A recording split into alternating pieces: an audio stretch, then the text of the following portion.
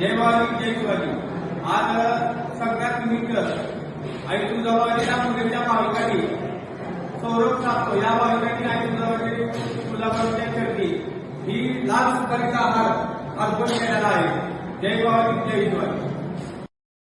तू यल्लम्मा दाही दिसला काज महिमा नांदव सुख संसारी हाती परळी कुंकू भाई अंतरित वली ज्योती ग भंडाऱ्याची मुठ उधळली पाप जळली कोटी ग